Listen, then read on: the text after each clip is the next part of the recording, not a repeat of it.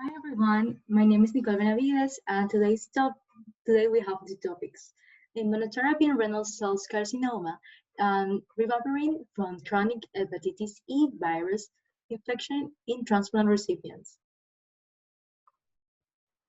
So with the first one, definition: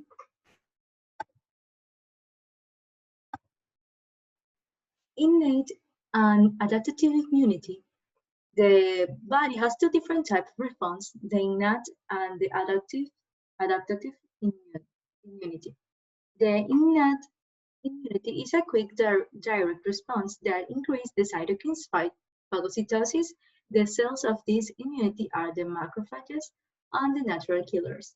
The adaptive response is a slow response characterized by gene enrichment and clonal expansion. It is called memory immunity.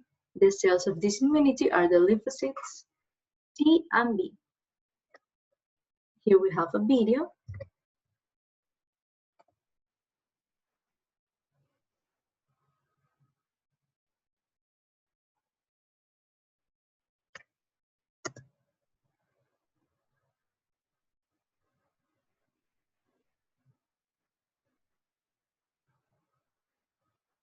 Immunotherapy is an exciting area of cancer research that is changing the way we think about cancer treatment. Immunotherapy works by using the body's immune system to fight cancer. The immune system is a complex network of organs, tissues, and cells, and the substances they make. One of the purposes of the immune system is to rid the body of germs, such as bacteria, and abnormal cells, such as cancer cells. Immunotherapy uses different ways to boost the immune system to do a better job of killing cancer cells. This video describes 3 types of immunotherapy that are used to treat cancer: nonspecific immune stimulation, T-cell transfer therapy, and immune checkpoint inhibitors. Nonspecific immune stimulation is a type of immunotherapy that stimulates a patient's immune response in a general way. In nonspecific immune stimulation, drugs or other substances are used to increase the overall immune response, which can help kill cancer cells. For example, some patients who have had surgery to remove bladder cancer may also be treated with a substance called BCG. When BCG is put into the bladder, it can cause a nonspecific immune response that kills cancer cells that remain in the bladder after surgery. This may keep the cancer from getting worse or coming back. T-cell transfer therapy is another type of immunotherapy. T cells are a type of immune cell and are powerful weapons the immune system uses to fight cancer. For T-cell transfer therapy, T cells are taken from a patient and changed in the laboratory to make them better able to target the patient's cancer cells and kill them. Millions of copies of these specially changed T cells are then grown in the laboratory and given back to the patient to fight the cancer. Immune checkpoint inhibitors are a third type of immunotherapy. Immune checkpoints on cell surfaces help control an immune response. Usually immune checkpoints keep T cells inactive, that is, in an off state, until they're needed. This keeps the T cells from harming normal cells. Cancer cells can take advantage of these checkpoints to switch T cells off. This keeps the cancer cells from being killed. Immune checkpoint inhibitors are drugs that block the checkpoints. This frees the T cells to attack the cancer. These 3 types of immunotherapy are effective ways to treat cancer, but they don't work for every patient and can cause serious side effects.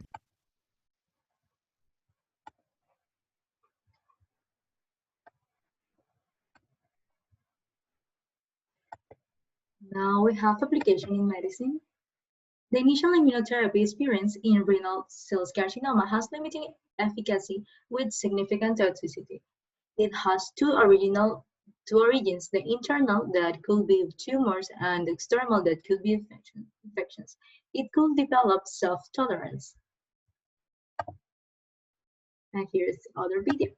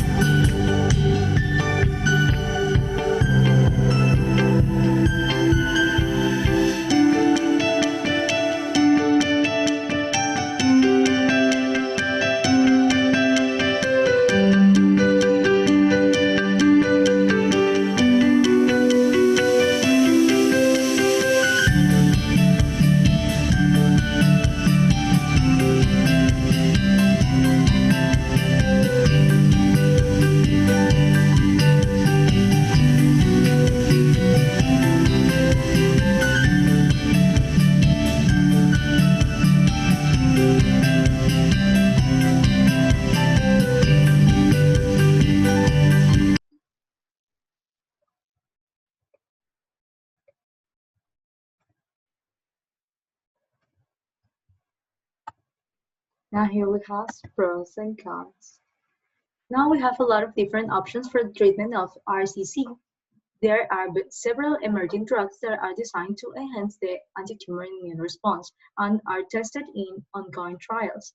Most of the treatments are really new and most of them could have a lot of side effects for the patient.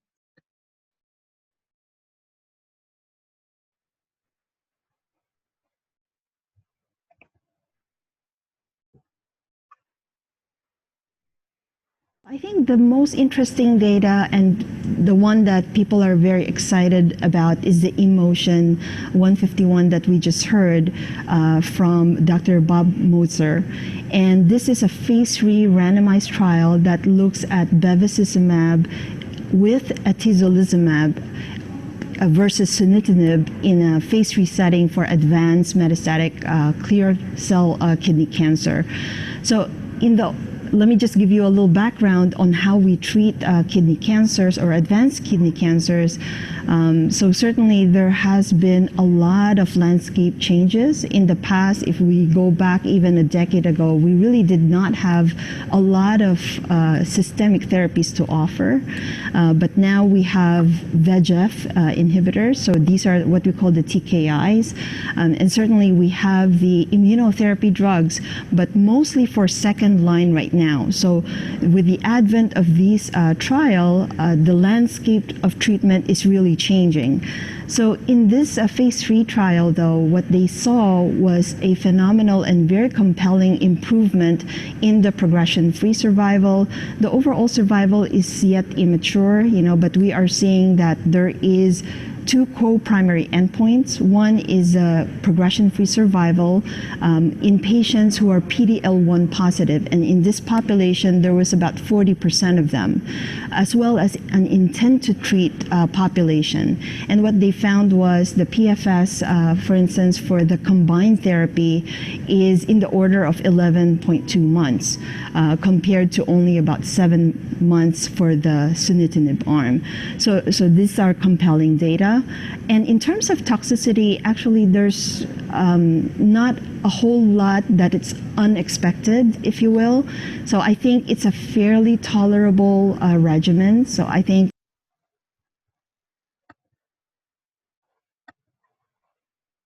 Issues applied in Ecuador. There are a lot of patients that could have a good response in Ecuador, but there are no articles about this kind of drugs in our country. Here are the biggest.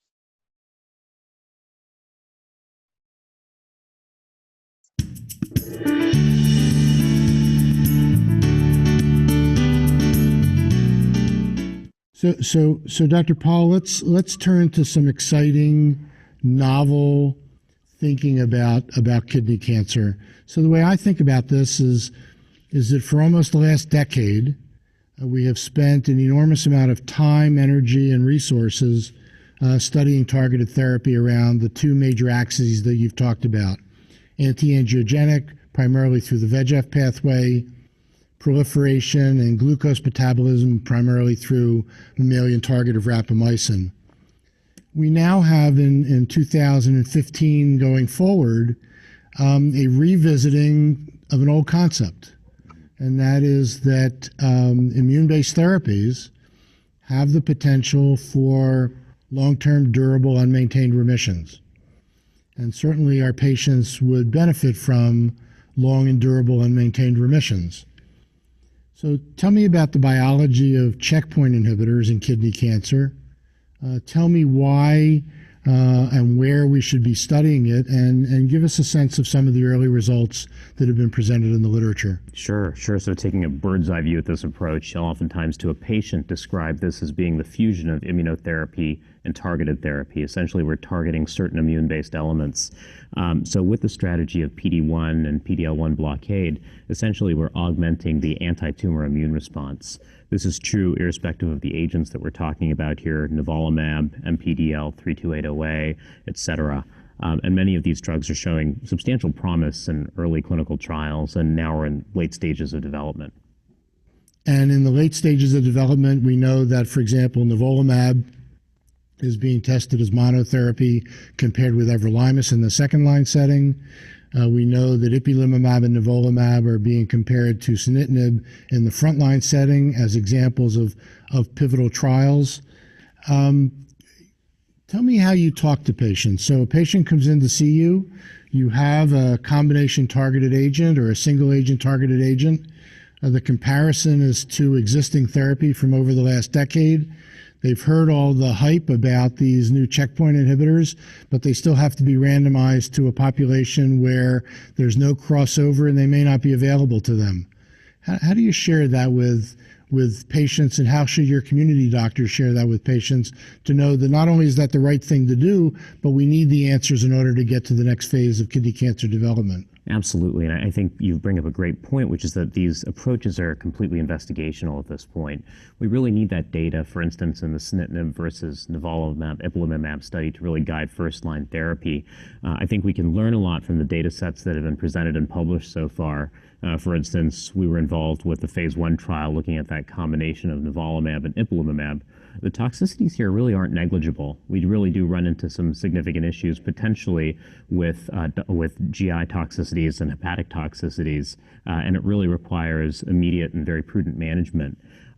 So in addition to counseling patients against the hype that's associated with these drugs, I think that it's important to suggest that there are potential sequelae from these therapies, toxic side effects, and so forth.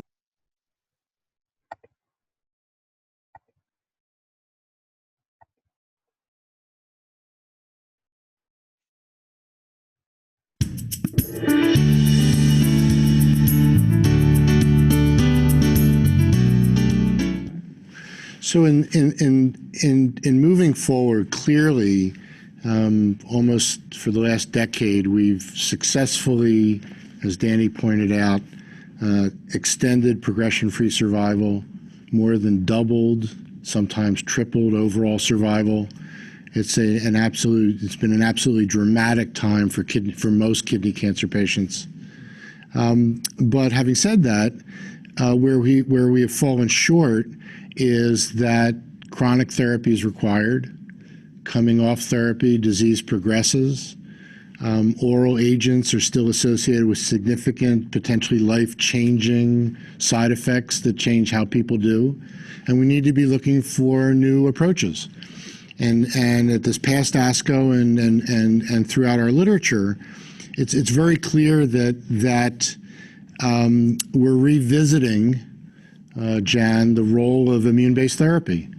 For those of us that have given immune-based therapy for years, one recognizes that in our practices, if you ask the question, what's the most likely therapy a person received for a period of time and then had an unmaintained remission for years or decades, it's IL-2. And yes, IL-2 is difficult to give, and yes, IL-2 doesn't work in most people, but it does tell us something about biology. So the question, Jan, is are we revisiting the role of immune therapy in kidney cancer, and if so, how? And are we doing it the right way? Did we learn the right lessons from the first experience? Are we applying it in the second experience? And are the endpoints, the biomarkers that we're looking for in the patient populations, the right populations? That's a lot on your plate, but take a stab at it. Thank you.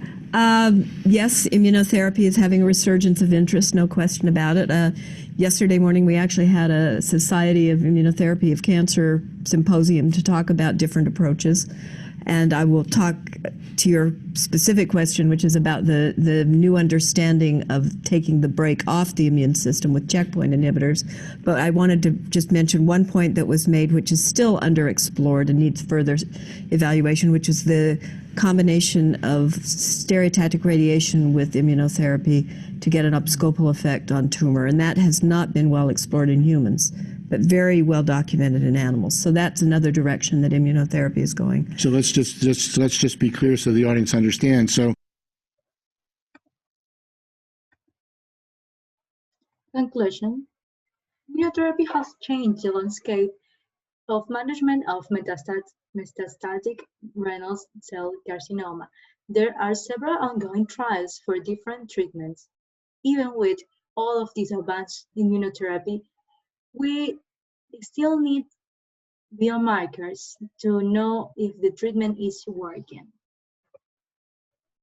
Now we go with Ribavirin from chronic hepatitis E virus infection in transplant recipients. Definition: the hepatitis E disease is a liver disease caused by HEV, hepatitis E virus. It has 4 different types of genotypes.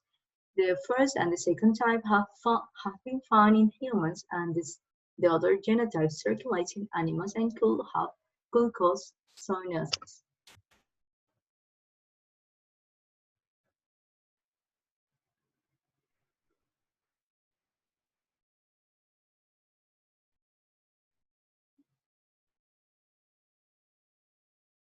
Hepatitis E is RNA virus. Spread by the fecal-oral route. Incubation period 3 to 8 weeks. Common in Central and Southeast Asia, North and West Africa, and in Mexico. Causes a similar disease to hepatitis A, but carries a significant mortality, about 20% during pregnancy. In general, hepatitis E is a self-limiting viral infection followed by recovery. Prolonged viremia or fecal shedding are unusual. In acute infection, IgM antibodies to hepatitis E virus are positive. Does not usually cause chronic disease. A vaccine is currently in development, but is not yet in widespread use. Thank you. Application in medicine. This disease is mostly transmitted by fecal oral route, water, and food contamination. The risk factor for hepatitis E are forced mutation. People excreted the virus in the feces, and this could reach the water supplies.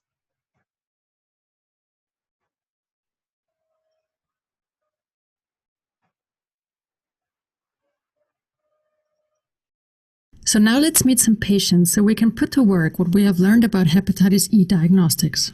Our first patient is Hannah. She feels sick and had to vomit at home. She's feverish and her skin has a yellowish color. Her symptoms started 1 week ago. 4 weeks ago, she came back from Mexico when she visited family.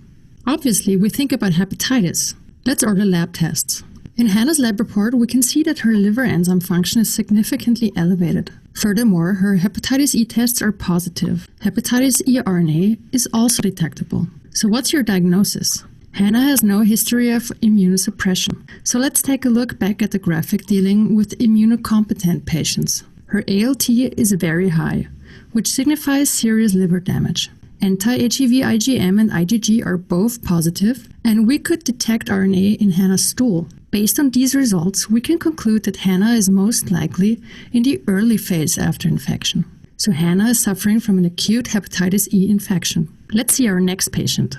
Our second patient is Pete. He suffers from abdominal pain of recent onset. In the lab report, we can already see elevated liver enzymes.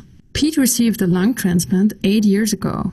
Currently, he is on immunosuppressive therapy. Furthermore, he tells us that he's a passionate hunter. Based on Pete's history, we include hepatitis E screening in our lab report. We can see that his liver enzyme function is significantly elevated. His anti-HEV antibodies are negative. However, the lab detected HEV RNA in Pete's stool. What does that mean? Since we know that Pete is taking immunosuppressive medication, we should consider this in interpreting his lab results. We know that immunocompromised patients can have problems producing antibodies to the virus. So in Pete's case, it is essential to measure RNA.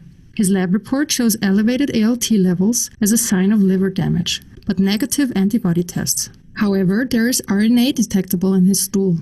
Pete is suffering from an active, ongoing HEV infection. Based on the laboratory findings, we cannot determine when Pete was infected. It may have been recently or more than 6 months ago. However, it is not important to know that. What is important is that Pete gets appropriate treatment and follow-ups. Congratulations! Now you Pros and cons. The disease caused by hepatitis virus E is normally self-limited. In some cases, HEV can cause acute liver failure. It could cause death. Fulminant hepatitis occurs more frequently during pregnancy.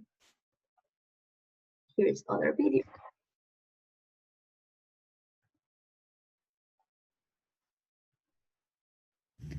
Hey, thank you for watching Medicosis Perfectionalis. Hepatitis E mnemonic. The E mnemonic, also known as the EU mnemonic, coming up. Hepatitis E. Remember, EU. It causes jaundice in the Far East, Egypt, and by Egypt I mean Africa. And by the way, Egypt is my home country. India, Central America, contaminated water. Ew, contaminated is ew. Undercooked seafood. Sometimes some genotypes of Hep E are endemic in the swine. So undercooked pork can cause Hep E, hepatitis. So swine, pigs eat everything including garbage and worms, so that's ew. No offense to pigs. Fecal oral route of transmission. Sometimes it's common in pregnancy, and when it comes to pregnant women, it's fulminant. Fulminant means massive necrosis, which can lead to failure. Ew. And there is marked cholestasis in hepatitis E. Mostly it's acute. In these countries, sometimes it's the most common cause of acute viral hepatitis. Wow. But, however, it also can be chronic, such as patient with HIV or patient with immunosuppression. Some textbooks, including Harrison's, which is my favorite book, I will link it in the description, it regards Hep E as an opportunistic infection for people.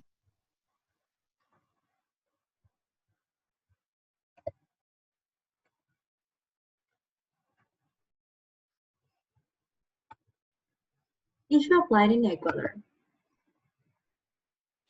Every year, 20 million people has HIV in infection worldwide. In 3.3 million of people, this disease has symptoms. Most of them are asymptomatic.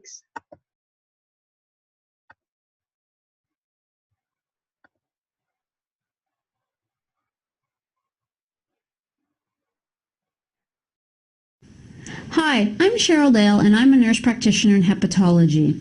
Today, I'm going to talk about PEG interferon and ribavirin for the treatment of hepatitis C. You can visit our website www.liverinfo.com and print off a copy of our PEG interferon ribavirin pictopamphlet to follow along with this video. PEG interferon is also known as Pegasus or Pegatron. PEG interferon is taken by an injection under the skin just once a week. A nurse can teach you how to give the injections, and a friend or a family member can also help with your injections. Ribavirin is taken in a pill form twice a day. There are 4 things you need to do when taking PEG interferon and ribavirin. You should discuss these with your doctor. First, it is important to get regular blood tests. This is to make sure the medicine isn't affecting your blood counts. Second, alcohol can interfere with PEG interferon. It is best to avoid all alcohol. Third, PEG interferon can make it slightly harder for you to fight off infections. It is best to call your doctor or nurse if you develop a fever or think you have an infection. And finally, don't get pregnant or breastfeed while taking PEG interferon and ribavirin. Ribavirin can harm an unborn child. The most common side effect of PEG interferon is flu-like symptoms, such as feeling unwell, feeling tired, having a low-grade fever, chills, achy muscles and joints, and headaches. This is common within the first 1 to 2 days after each injection. PEG interferon can also cause a skin reaction at the injection site. Let your doctor or nurse know if these become severe. Some people also feel generally weak and tired throughout their treatment with PEG interferon. PEG interferon and ribavirin can sometimes cause a loss of appetite and weight loss. Let your doctor or nurse know if any of these side effects become severe. Let your doctor or nurse know if you feel irritable or anxious, or experiencing worsening of depression or thoughts of suicide while taking PEG interferon. Also, tell your doctor or nurse if you develop shortness of breath or chest pain. PEG interferon has rarely been associated with thyroid and blood sugar problems. Your doctor can look for these with a simple blood test. Finally, PEG interferon and ribavirin very rarely cause a rash or thinning of the hair.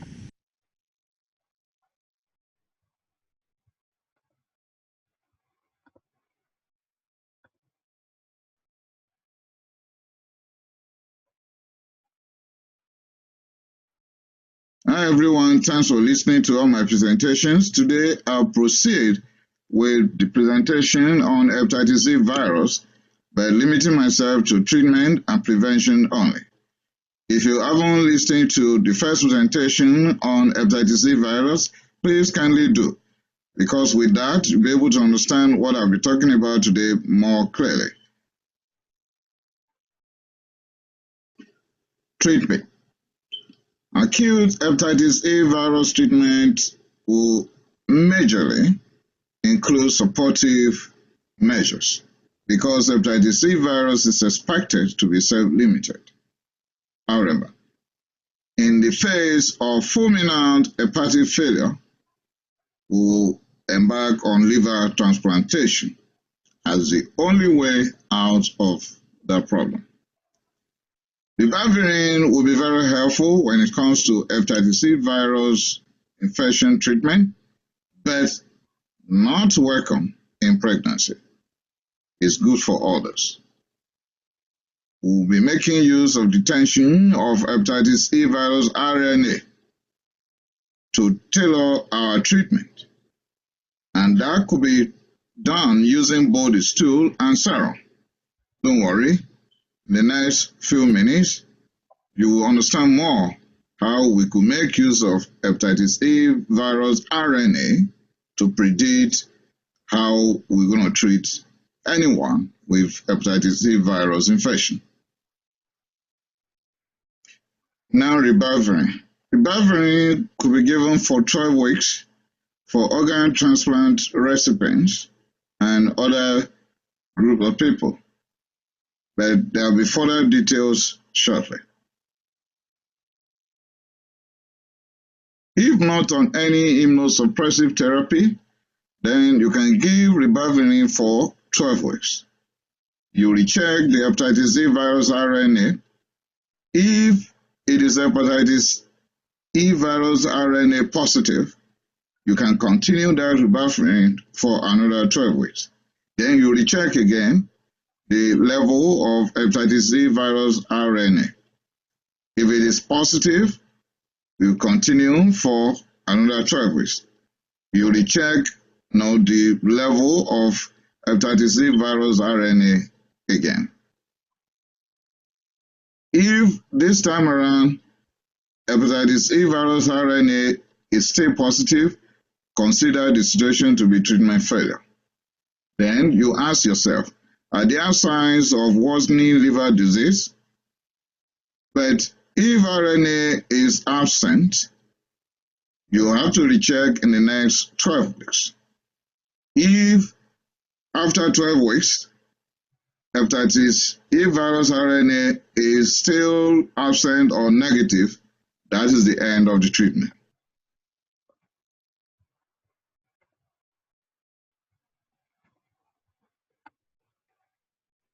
In conclusion, the Ribavirin monotherapy is effective for treatment of chronic HEB infections. In 3 months of treatment seems to be appropriate for this disease, but people in severe immunosuppressed therapy has a longer treatment. After the initiation of therapy, some people still have viremia 1 month after, and that is normal. Thank you for everything. Here's my social media accounts if you want to check it out. Thanks for everything.